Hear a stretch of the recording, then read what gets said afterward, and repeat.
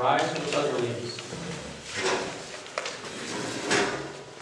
Allegiance to the flag of the United States of America and to the republic for which it stands, one nation, under God, indivisible, with liberty and justice for all.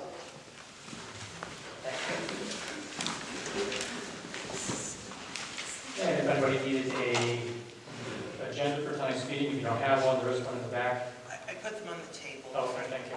Sorry. That's right.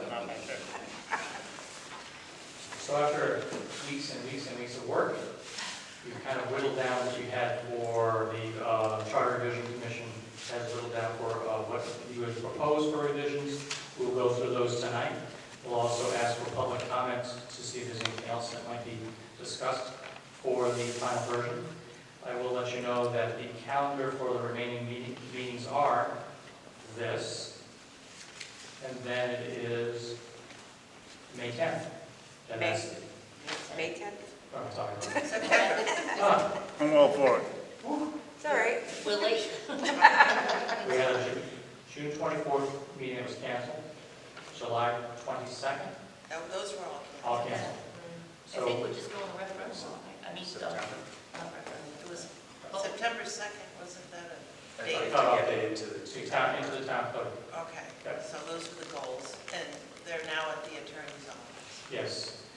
We are reviewing the form of the questions, and that's with the attorney. If there's any changes, they will advise us as to how the changes would go. If there's any additions, they would also advise us on those additions and how they should be worded. At this point, we will go through, if it's okay with everybody else, we'll go through one at a time. The first one is listed as Section 2-3A. Shall the date of the annual town meeting be changed to take place after the audit report is finished, but no later than the end of February? A brief description of that is we continually go through the process of saying that there's an annual town meeting for November, but by the time the audit is done, it's well past that. So there usually is an adjournment of that meeting. Wait till the auditor is completed. The request here says if we can put it at the end of February. I don't think there's only been 1 year, maybe two, that we had it, so it goes past that. I think a couple of years ago because of some issues that we had with the audit itself and COVID and how long it took to go and process the whole back and forth. But I think that's an appropriate date to discuss. I think that's what the advisement was for February. I personally don't have an issue with it. Does anybody else in the audience have a comment or a concern with that? Okay. We will again wait for the attorney's blessings on the verbiage and we'll go forward with that. Unless we talk about it tonight, we don't want to bring something in.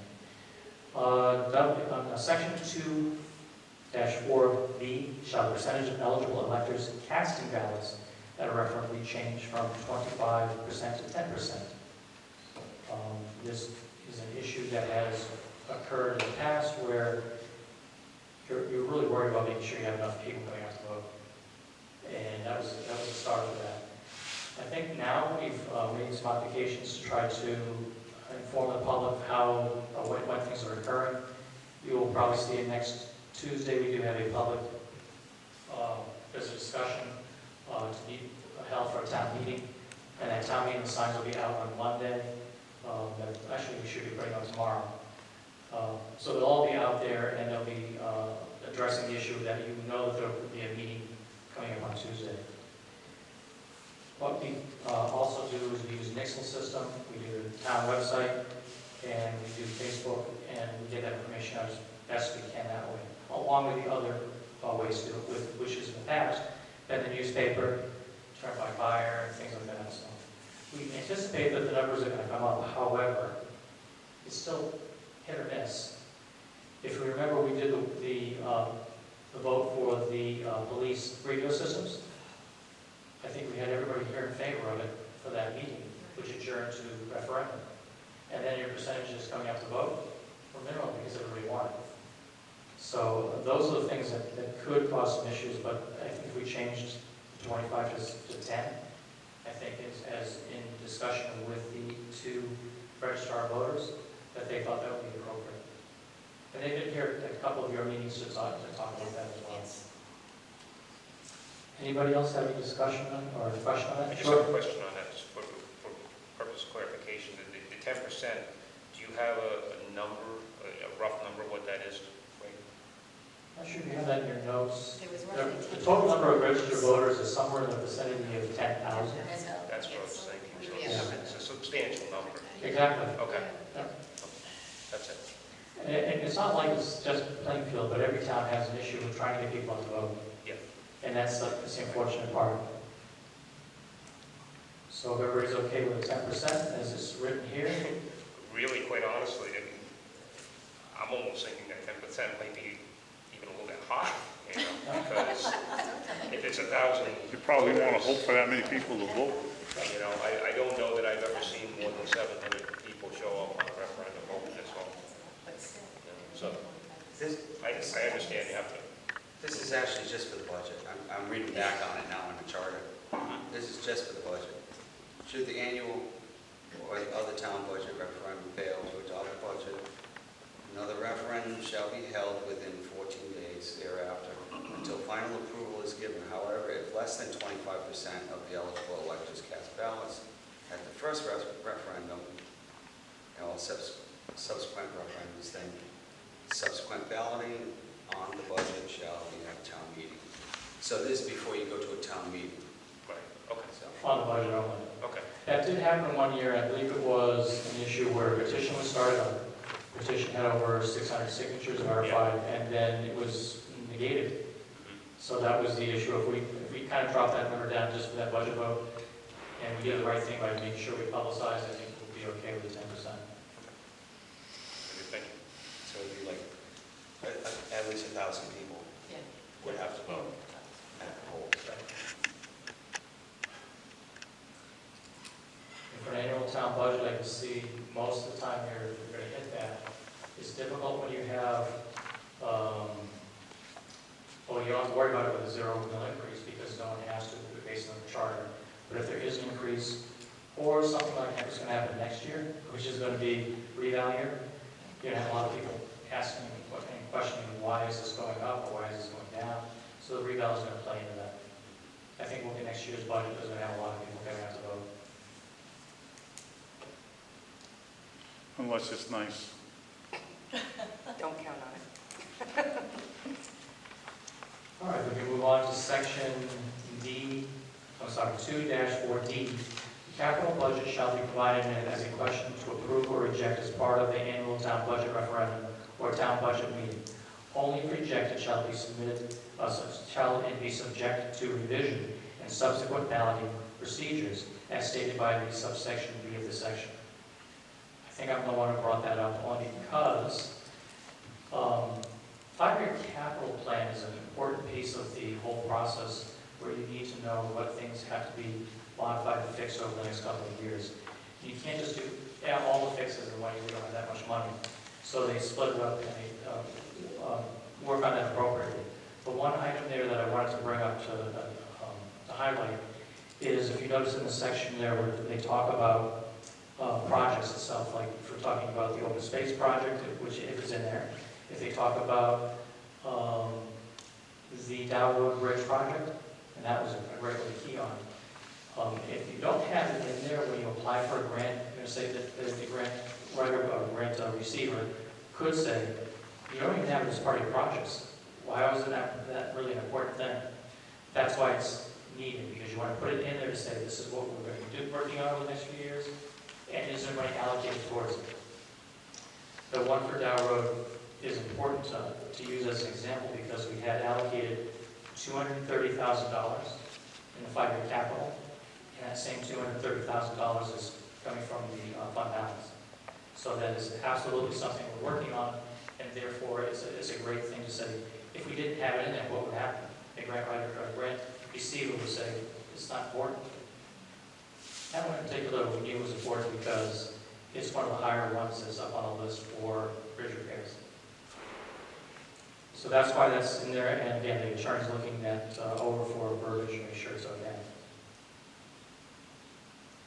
And the subsequent, going future, that's great. In the past, just to give an example, if you had a vote on a 5-year capital and it failed, nothing would happen because it didn't have any teeth behind it. So this just does give an idea that you have to go back and fix things. Section 2-5B shall dollar amount on the non-budgeted appropriations be updated from 10,000 to 50,000 minimum and from 50,000 to 100,000 maximum before the town meeting is needed. I think it was written in 1984. Yes. They were talking about it all along, how maybe it would be good to start bringing those numbers up to current day. It's still not a lot, 50,000 per minimum, because there could be some projects that go out there, or 100,000, but I think it's an appropriate number to start with at this point. Any comments or questions on that? I'm wondering if the 100,000 threshold is a little too high. 100,000? Well, don't forget, it requires then a town meeting. It does require a town meeting. Yeah, we're talking about. But it's up to 100,000, right? Yeah, No yeah. town meeting needed. Yeah, we're still gonna have to come to a town meeting to discuss, but we're just putting those numbers up. The 100,000, I think, also makes it so you have to go to referendum. You give the example of the Board of Ed, we got, what, 64 last year? That had to do, we had to go to town meeting for that. But the police radios was 108, that would have gone anyway to town meeting. Right. So there would be discussion on it first. And based on the threshold, the dollar threshold, I'll use the current one right now. So it's over 10,000, it would go to a town meeting. And voted on, if it's not over 50,000, so it would be between 10 and 49,999. They can vote on it in the meeting and be approved and be done. The way that it's written in the town charter now, if it's over 50,000 and we approve it, we still have to go back to referendum. Okay, it's just a matter, you're still going to talk about it, you're still going to be voting on it. And the example for that would be, if we were to come to next Tuesday's town meeting, and the request is for $350,000 for the Dow Road Bridge, and that's going to be taken out of the general fund. If it was voted down that night, we're done. If it's voted and approved, it says right in the action that it has to go out to a referendum. I guess my question for Sean, would you trust the Board of Finance with up to 100,000? I'm okay with it the way that is now. I wasn't thinking it had to go to a vote. I was thinking it was just. Voted here and done? Yeah. Okay, next one up is section 2-5D, shall the minimum dollar amount for the shared grants be increased from $10,000 to $50,000 before a town meeting is needed. Same idea, we're looking at bringing it up to the threshold it's currently at. We will be looking for another meeting, by the way, on that one in particular, or something else that's going on in town, because I can't think of any matching or grants that are less than 10 that have value of what you're going to be doing outside. So if it's under 50, we wouldn't have to have any meetings on it. Right. Yeah. I just don't want to leave grants out there that are $5,000 matching if they're eligible. Those are still going on now. He's done let's see, another 500 the other day. But we've gotten about, I honestly say about $130,000 so far, right away in grants. Then one from the federal government, from Joe Courtney's office, he pushed hard for the Dow Road Bridge, and that was $350 matching, so we have to go on the other side of that. It's just a total of $700,000. Section 3.4 shall changes to the voting districts and polling places for each vote be determined upon recommendation by the registrars by the Board of Selectmen. Currently, there's no form and rhyme and reason as to who sets the meeting. Who sets the polling places, polling districts. Districts, I think, are one thing. The polling places is. Yeah, I asked about that, I underlined that, voting districts.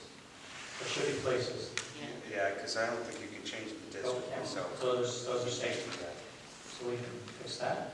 that's going to be one. There are times where we discuss it with the registrar of voters. Is this something that's going to bring a lot of people out to the public? We talk about that with the Board of Finance. Is this a major issue? Something that's going to bring a lot of people out? And if they said no, we could have a possibility of modifying where we have the voting places so that we actually can bring it down to possibly 2. And that would save us a lot of money. And don't forget, people at polling places who are workers are sitting there for quite a long time. It's a long day. I think that's a rare occurrence, but I think it's a good way to say who actually makes some sense of it. Any comments? Just the money savings is worth doing that. Section It's not- 4. I'm sorry. Go ahead. So it's not that you're changing it yet, it's just giving the Board of Selectmen you might change, you just don't know yet. Right. Is that correct? Okay. If you look at it the way it's worded right now, it doesn't say who does it. Right. So you're just adding this in. Yes. And But the selectmen can't just go do it, they have to get their Right. recommendation from the registrar Right. before they can change it. if the registrar has recommended only 2 places to be open, right, for Correct. voting, Yep. and said we will be able to get everybody in Yes. at these 2 places, and times too, right? They can change the times. We'd like to, that one there is basically the polling places. Okay. That's going to be, if you change it all the time though, you're going to need a lot of, Yeah. Well, there'll be a lot of pre-warning Yeah. to the press, to the public, as best we can. because the referendums, I mean, you're all 4 are open, right? Well, Yeah. we had an example of that recently when you moved from the Moosa Fire Department to the American Legion. Right. How did that work out, do we know? Actually, it went very well. Yep. The only issues we had were a few people who went to the wrong place. Once they realized there was a sign there, went over to the right place. Parking was fine. There was parking along the streets and also in the parking lot across the street. And they were very hospitable. They helped us out quite a bit with making sure people were, comfortable with coming in and utilizing the place. So it does occasionally happen. The next one up is section 4.1B, shall the Board of Finance increase from 6 regular members to 7? That's been a discussion mostly on the positive side. We had one or two people who said they weren't enamored by it, but I think the idea of understanding how do you, Chandra on P&Z, how many do you have on your board? 7 voters? Yeah, there's 2 alternates. In 2 alternates case. So if you have it so that a contested issue and you have a 3-3 vote, then usually it's the chair of the votes, that's the tiebreaker. Versus here, you have the Board of Finance who's made with 6. And you could have the same thing ending up in a deadlock. I think usually through Robert's rules, you go back in the caucus again or ask them to reconsider some items or re-speak on something and ask for another vote. So we have 6 with the chair? Correct. Plus your alternates. Yeah, we have, they can't vote. They can't vote, maybe we should just get rid of the alternates. Make them voting members. Well, Yeah, we need a quorum, that your alternates come in handy when we don't have a quorum. like what happened the other night within the wetlands, you know. Yes. But for this particular case, and it's important because it is the Board of Finance, it might be prudent to go to the odd number, that way you don't have to ever worry about a deadline. But you have an odd number, you have 5 and he's the tiebreaker. Yes, so he's number 6. Right, so he's the tiebreaker. Well, no, He would it would be make the 3 no, 2 yes, and he's the tiebreaker. So what if he votes with the 2 people, so now it's 3-3? Oh, I see what you're saying. Every other board is odd. Yeah. This is the only one that's, All right, I see, yeah. I would speak in favor of it. I was on the Board of Finance, and I can definitely see that this is an important thing to have.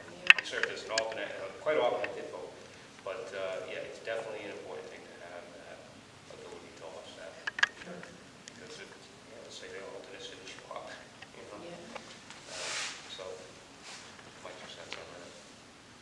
I appreciate the input. The other thing that goes along with this, I'm almost done here, but the other thing that goes along is this is a charter revision that came up with a few ideas. It doesn't mean that we're going to stop with charter revisions. I'd like to be able to see the next wave of what we can do. I know the attorney said there are a lot of things we can fix in your charter. So there's a lot more work that is yet to be done. But that one just very glaring, against number 6 there. What do you do with the deadline? Section 9-2D shall the appointment of a position of financial gain be modified to include steps, in-laws, and partners. It's just an expansion or extension of what we have currently listed in there. So I think it's just some just clarification purposes, and that's what we talked about all along through the process. Should it be domestic partners? We can ask the attorney for correct verbiage.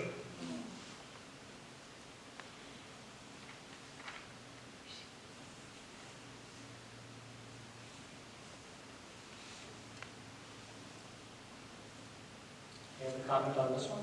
No, no, that one. Do we, you have a total of 8 changes, I believe? Do we have room in the ballot for all 8? That was one of the things that was considered throughout the whole process, is I gave a copy of the one in 2007. There were 14 on there, and it was extremely Right. difficult to read through, not only who you're voting for, but then you look at the top and you see all those 14 questions, front and back. So I think 8 is an appropriate number. It should work. We have to look at when we go to print. But I think it's an appropriate number for that. Do you have ones that are not quite as important that will drop off if there's no room for them? Or do you think these all really need to be done? That's a very good question. I think we've done. Yeah, these were our primary, Because we had some other ones for discussion, but these came to be to the top of that list.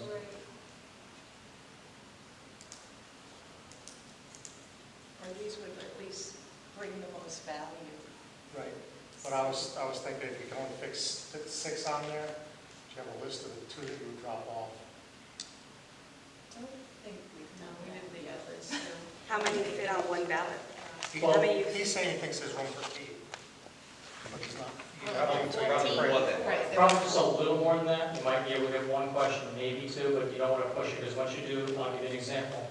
The third one down, 240, you see the way that's worded?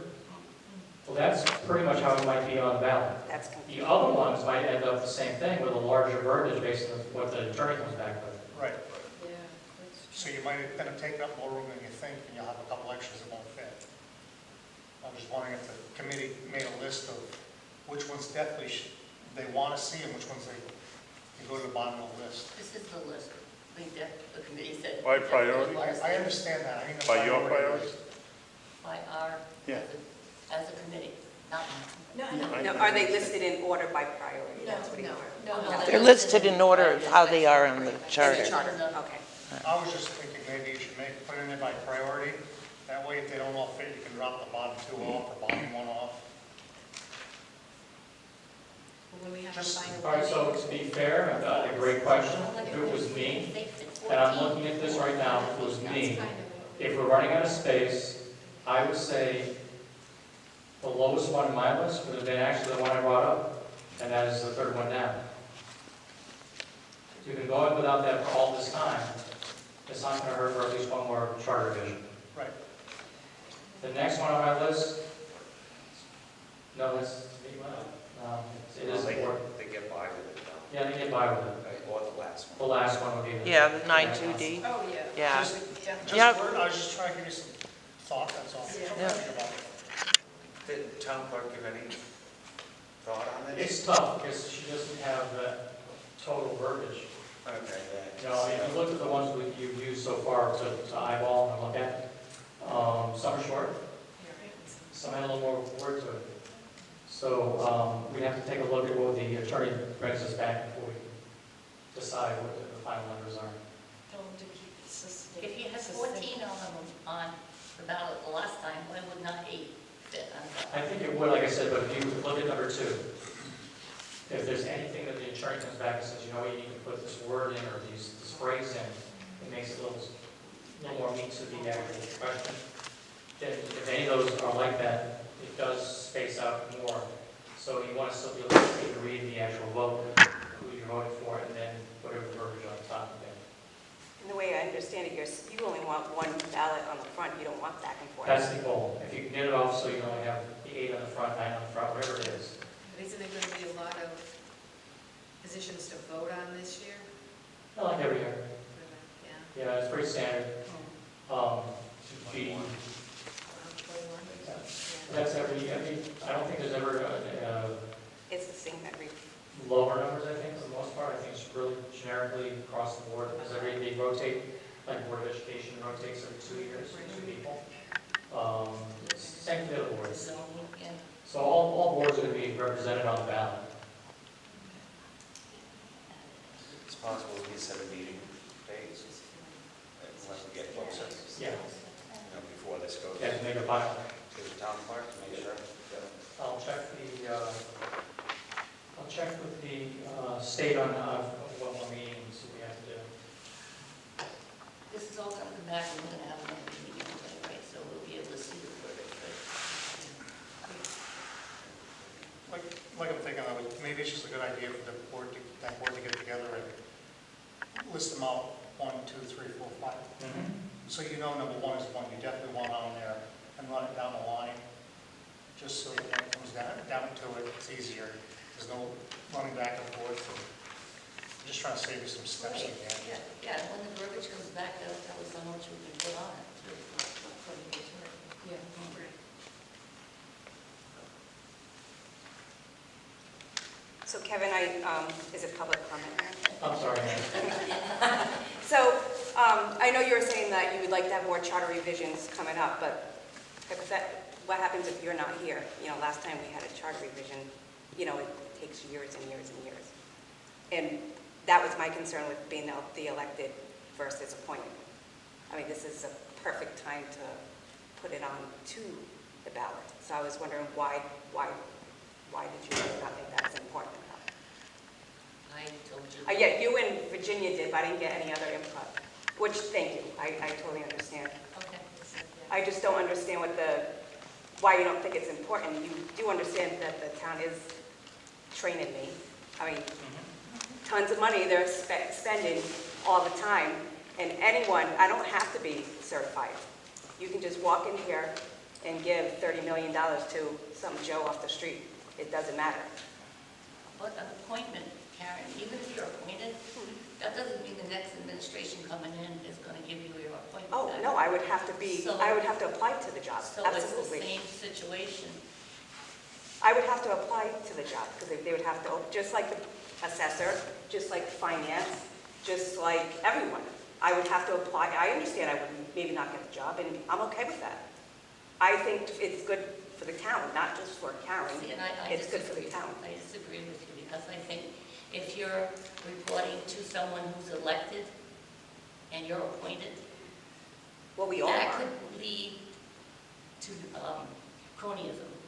That could go right back to not meeting Kevin as Kevin, Right. Kevin is in the position.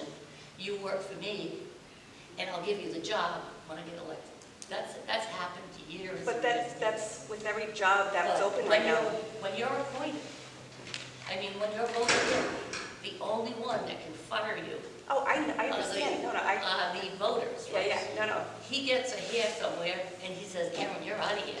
No, You're gone. no, because I would be put into a union. You're not just. There's my reasoning, Yeah. right there. If you're in a union, it's very hard to get rid of, to make somebody accountable. Yeah. Unions protect people at all costs. Right. Well, I'm only giving and you another- that. Yeah, and another thing too, that and the town clerk have also been on the ballots before as with a proposal to make them appointments also.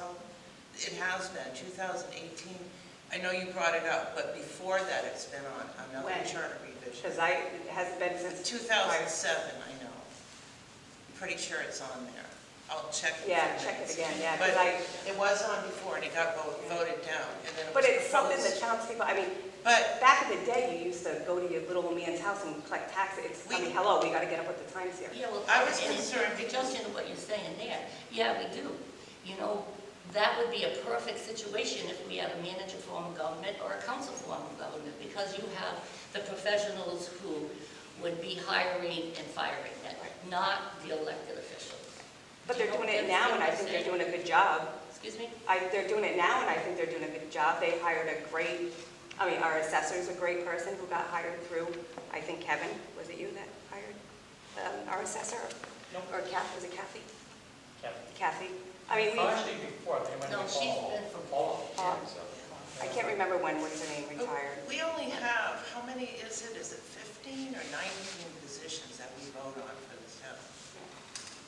So it would take 2 more away because I'm sure. It's not about, that's not the point. The point is, anyone can come off the street and be your tax collector.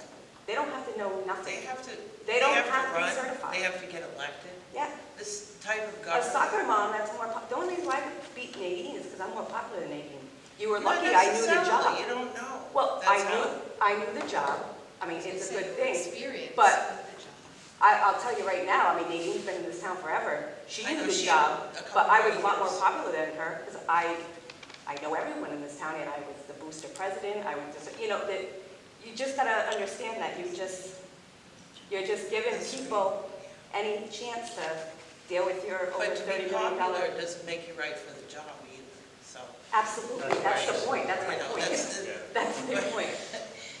So you said that other towns do have appointed, Yeah, I gave you a list. it's like half and half in the state. Right, it's like And this 64, issue is 95. brought up all the time in other charter revisions. It's always a concern. But it may only benefit that one person or the two people if we did the town clerk also.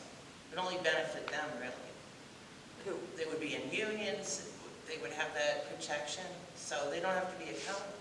I mean, they should be, but they may You not have to be accountable. I mean, the Yeah. union, you have to be accountable. If I was Unions- stealing, the I unions get cover a audited. lot of sins. I get audited. Yeah. I mean, you think someone's gonna keep me on if I'm stealing? I mean, come on. Exactly. It's, I don't know, to me, it's common sense. I'd like to ask if you would, could you phrase the question that you'd like to have on charter revision? Let's see. I think it's, I wrote chapter 4, but section 4. Elected town officials, section F, to consider making it appointed versus elected. For the tax collector? Well, I'll speak for myself, yeah, tax collector. I don't want to speak for someone else. I know Barbie. I have a little bit of comment, because I have to live with the town clerk. I believe there is a lot of merit to what Karen's saying here, because essentially with an elected position like this, and these are two very important offices we're talking about. The town clerk's office is certainly probably the busiest office in the town hall, and also obviously the tax collector, very important for obvious reasons. So it is a bit of a concern, just, firsthand seeing everything that Barbie has gone through learning this year, in her last couple of years, learning this position, the immense importance of national elections per se, in the middle of the pandemic. We got lucky, I think we really got lucky that we had a competent person in there that was able to rise to the challenge, and I could see that this would be a very scary thing if we had somebody that didn't have those qualifications, which could easily happen just because we have a D or an R in front of our name, and people who might not be looking deep enough into the issues might say, oh, yeah, that's my party. And we put somebody in competent in one of these positions. It's something to consider. I think strongly consider. We could really end up in bad situations potentially. But that's, again, just my opinion on it. So I do definitely want to say Just, that I mean, merit to your Jen from OPM was going to show up tonight, she couldn't make it, she lives right in Griswold. Because the state is trying to get the state, hopefully the state's going to end up, they keep talking about it and trying to make the elected official, tax collector and town clerk appointed. Even the state of Connecticut wants Appointed it. by whom? I'm sorry? Appointed by whom? The state is OPM's looking to change that law. Yeah, but who's going to appoint the tax collector in our town? It will be just like the first selectman, yeah. Just like he does everything, just like he hires everyone. He's not here next year. Whoever the leader of the town would be, mayor, first selectman, council. He's not here next time, so No. the next The next, first yeah, whoever the selectman first selectman, will yeah. be able to appoint their own Right. tax collector. Right. Is that what you're saying? It all depends. Board of Selectmen. Okay, the board of selectmen. Okay, the board of selectmen. A follow-up to that, let's just say hypothetically, we did get into a situation where somebody who was very unqualified for either of these positions were to be elected. What is the recourse that, say the Board of Selectmen has to There's not. handle that? Yeah, They don't have no There's recourse. no recourse. No. It's a recall, that's it. They're there for 4 years and you're So my stuck. question is, both your position and the town clerk's position, are there let's use a real hypothetical. When you get elected to that position, did Barbie have to go to certification and classes to learn certain things? I don't believe that she does, actually. I think there's a period of time that you can serve in that office, certainly, without that quality, without the certification. Barbie is not a certified town clerk.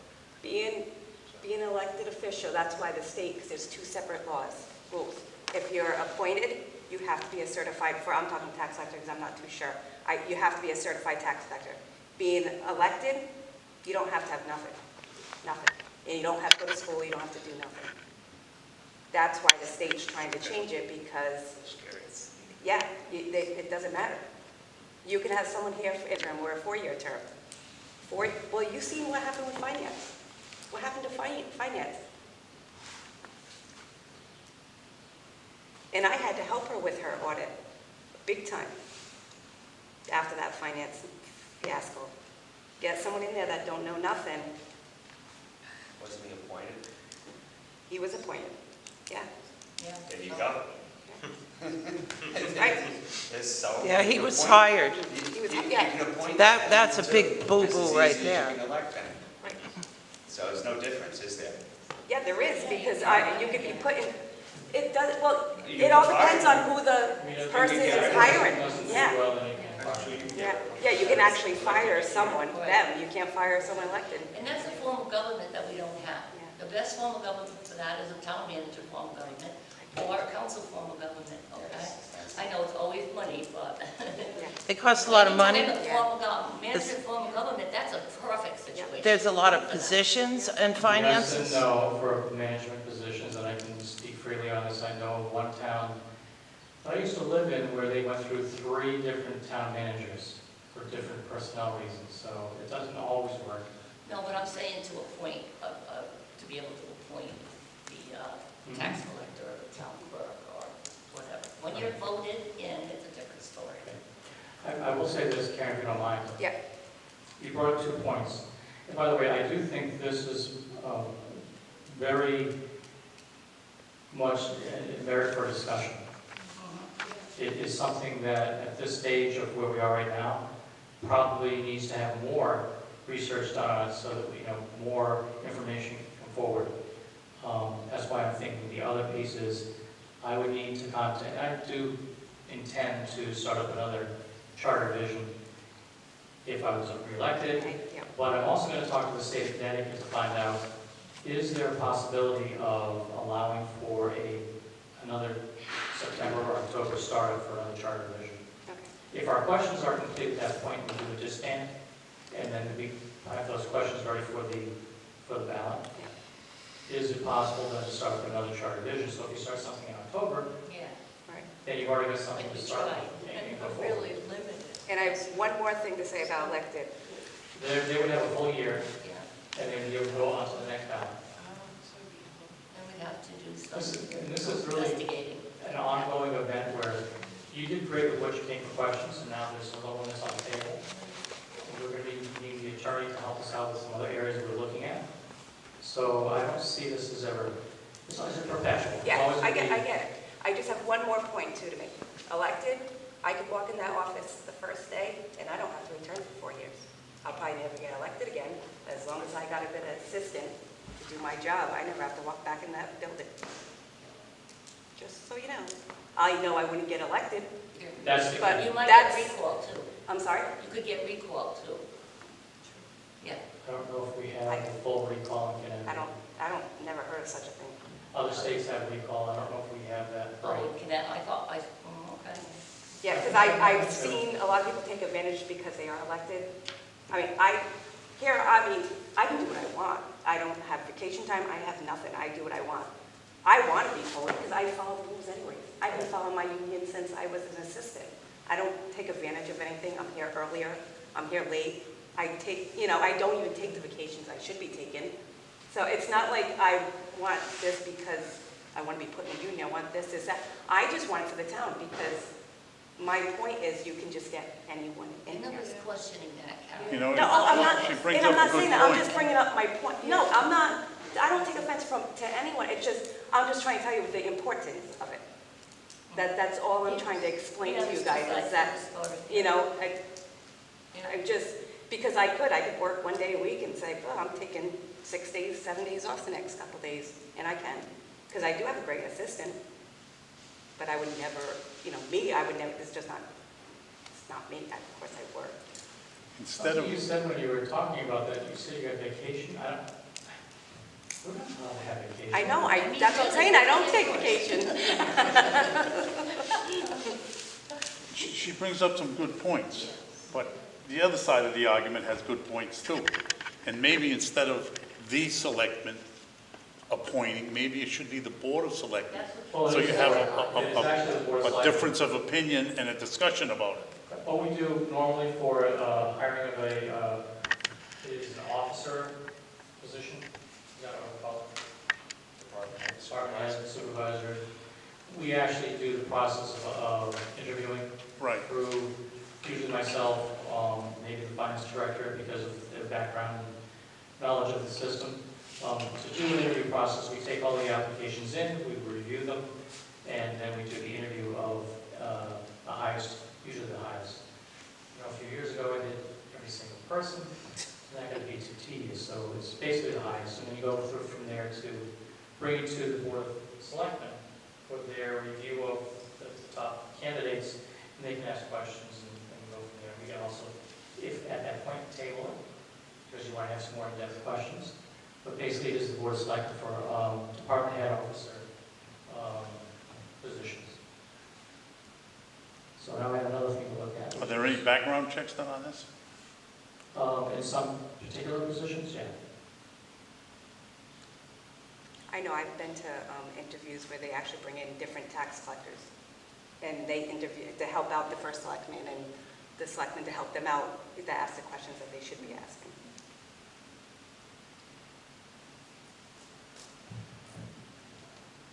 And in that also, not to say she's not qualified, but that would also allow you to get talent from other areas too. You're not stuck trying to pull from Plainfield. You can have a great person from Norwich that's more qualified come to work here. So there's positives and negatives to it. Do you really want a town clerk that's not from the town? I'm thinking of a town clerk. Or, because it usually goes hand in hand. They try to change that at the same time as the tax collector. It might actually be better because they have there's no prejudice there. There's no chance, You're not aggravating your neighbor.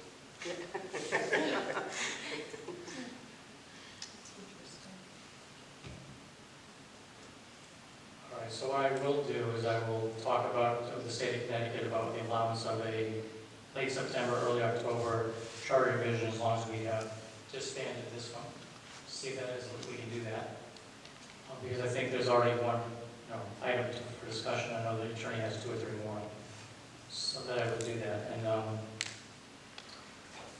but for the sake of moving forward, I think we still need to make another meeting to finalize what can and can't fit and then prioritize that list. If it was me, I'm looking at the items that I would take off. The first one would have been, well, like I said, item number 3, section 2, 4D for the capital budget. That would have been the first one I would cut out. Second one I would cut out would have been the last one, which is 9-2D. And the third one would have been section 4-1B. But I think that's a very important one as well. So. Really? What now, to take out? What was your key? Yeah, this one, 2,4D, this one, take out, and and then, I thought it was in. If size was, that does speak. and then, you said 4-1B, right? 4-1B, right, and the reason why is because they're currently able to get by as it is. We haven't really had any issues that close. So there'd be 3 of them then. So what was the third one then? So the top one was number 3, 9-2. capital budget. The next one in my book would have been bottom one, 9-2D. And the third one would have been the one just above that, which is 4-1B. I mean, we might get lucky and be able to fit them all in anyway, but I just said, if it was my opinion, that those would be the lower 3 in that order. I think what you've done here is, if you had put them in the prior priority order. Section 25D shall dollar amount be non-budget appropriations from 10 to 50 and then from 50 to 100. It's extremely important to change with the times. I think that one and the one below it are the two top ones, in my opinion. And then the eligible electors casting ballots from 25% to 10 would probably be the third thing. And the top one, which is the moving the town meeting to February, is the next one in my book. I would have gone for polling places. Polling places, That I- saves money. Yeah. The top one doesn't save. Okay. Good point. That's just my thinking. That's okay. But I think we're going to be pretty lucky to get all of these on. It's just if we are squeezed, that's how I look to take a few things off. When you get this back from the lawyer, and we get a better idea from the town clerk, we can set up a joint meeting. I believe that's the way we should do it. We still have time. That time. Are you going to try to inform the residents on what these because, I mean, I'm looking at section 2-D4D. I mean, they're not going to, Well, actually, what I'd like to do, and it's a point we thought about before, what I'd like to do is either members of the commission or myself and Art and Kathy would sit down and say, let's talk about section 2.3A and read it out and give some description like we did tonight. Yep. Put that behind it. Coming from the members of that commission and the selectmen, I think is an important added piece to that. Now you know exactly what everybody that's on this board is behind all of these items. And they can give their impression of why they would want to make changes. And I can do them all, but I think it really comes out better for all the board members. Just to say, this is why. I think he's talking about doing it on video. yeah, a video would be perfect. That way, You put it up Yeah. on YouTube, you put it up on the town pages, and because when people go there, they just look at this and they don't even, no one reads. Nobody reads And nobody's anything. gonna show up to a meeting to listen to you say this. Right, but you Yeah. know, The guys But the crazy, video, put a they do, video. yeah. the videos that are up and have been up for 3 years, Yep, there's some of them that have some tremendous hits. yep. Um, The only other thing I can think would be the Turnpike Wire ad and just put a Well, that will happen too. explanation of the Yeah, they had that the last If you go to Watchdog Media, in 2018, we did it at his house, and we just put the camera on him, and he explained the charter revisions. And that was it, just a simple Yep. explanation, and you do what Right, he my opinion about what Yeah. they were and the descriptions. And then if anybody wanted to comment, they can comment in, or in this case, they can actually call in or send an email in. But that YouTube video, I think at the time was one of the higher, Yeah, Yes, it's then. a lot of hits, yeah. A lot of people viewed that. because it is confusing. Yeah, I can understand it now that I'm sitting in front of it, but when I'm looking at it, it's like, what, so, that's a great idea. Yeah, even that, the one, second one, the second one. 10%. Yeah, until I looked at it again, I'm like, oh yeah, that's just for the budget, that's all that's about. Referendum for a budget, not the one we just did or anything. So while you're here, are there other ideas, other comments from the audience? I would just like to thank all the members of this committee that put your time into looking over all this stuff. It's very riveting, and I'm sure, and very necessary, important work, so thank you for your service. Thank our chair. She did a great job. Yes, she did. Good job, You June. did. I loved working Also with you. funny, She Sam. had That's awesome. She kept us on it. And just so you know, there were other revisions that were Oh, brought yeah. forward that were turned down, like A Board of lot. Selectmen for 4 years. Somebody wanted to get rid of the police commission, Get rid of the police commission. but he misunderstood. They get too much money. Yeah, they get paid too much money. Yes, I did. Oh, there was another one that was brought up last year too, the Ethics Commission, and we find out now that we can't get rid of it because the state's getting rid of theirs, so we're gonna have to keep. Oh, that's the ethics. Yes, the state Board of Ethics is now going to be disbanded eventually, and they're going to now require that all towns that have issues have their own ethics boards. We're gonna have to look at that again then, so that there's some consequence or penalties, false claims or whatever, yeah. Like On the so many next things on the list. chart there. Put on the next list. The next list. And- I'll and volunteer for I- that commission because I got no bad habits. That I gotta have, that I gotta change. So Scott, I echo your sentiment about the fact that this is a very good group that work very well together. And it's difficult to see that you're right now 4 people, but I think you did a great job. Oh, we had 5. Yeah. We had a general. Yeah. Kind Was this meeting open to the public? This is the public of. hearing. Public hearing. yeah. This is it. Thank you, Karen. Hey, at least I brought some spice, you know? Scott, thank you. So unless there's anything else that someone wants to bring up,